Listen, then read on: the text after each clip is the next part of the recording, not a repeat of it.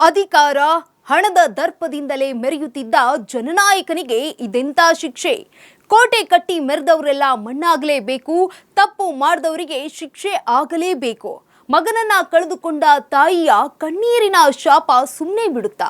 BJP ಮುಖಂಡ ಯೋಗೇಶ್ ಗೌಡನ ಹತ್ಯೆ ಪ್ರಕರಣಕ್ಕೆ ಸಂಬಂಧಿಸಿದಂತೆ ಇವತ್ತು ಜನಪ್ರತಿನಿಧಿಗಳ ವಿಶೇಷ ಕೋರ್ಟ್ ಮಹತ್ವದ ತೀರ್ಪನ್ನ ನೀಡಿದೆ.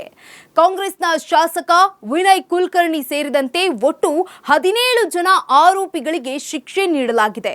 ಸತತ 10 ವರ್ಷಗಳ ಕಾನೂನಿನ ಹೋರಾಟಕ್ಕೆ ಇವತ್ತು ಜಯ ಸಿಕ್ಕಿದೆ. ತನ್ನ ಪರವಾಗಿ ತೀರ್ಪು ಬರುತ್ತೆ ಎನ್ನುತ್ತಿದ್ದ ವಿನಯ್ಗೆ ಸೋಲಾಗಿದೆ. ಜನಪ್ರತಿನಿಧಿಗಳ ವಿಶೇಷ ಕೋರ್ಟ್ ವಿನಯ್ ಕುಲಕರ್ಣಿಗೆ ಜೀವಾವಧಿ ಶಿಕ್ಷೆಯನ್ನ ನೀಡಿದೆ. ಹಾಗಿದ್ರೆ ಧಾರವಾಡದಲ್ಲಿ ಉಪಚುನಾವಣೆ ನಡೆಯುತ್ತಾ ಅನ್ನೋ ಪ್ರಶ್ನೆ ಇಲ್ಲಿ ಉದ್ಭವವಾಗುತ್ತೆ. ಹೌದು, ಸದ್ಯ ಕಾಂಗ್ರೆಸ್ ಶಾಸಕ ಆಗಿರುವಂತಹ ವಿನಯ್ ಕುಲಕರ್ಣಿಗೆ ಈಗ ಅಪರಾಧಿ ಸ್ಥಾನದಲ್ಲಿದ್ದಾರೆ. ಅವರಿಗೆ ಜೀವಾವಧಿ ಶಿಕ್ಷೆ ಆಗಿರುವ ಕಾರಣ ಶಾಸಕತ್ವದಿಂದ ಸಹಜವಾಗಿಯೇ ಅನರ್ಹಗೊಳ್ಳಲಿದ್ದಾರೆ.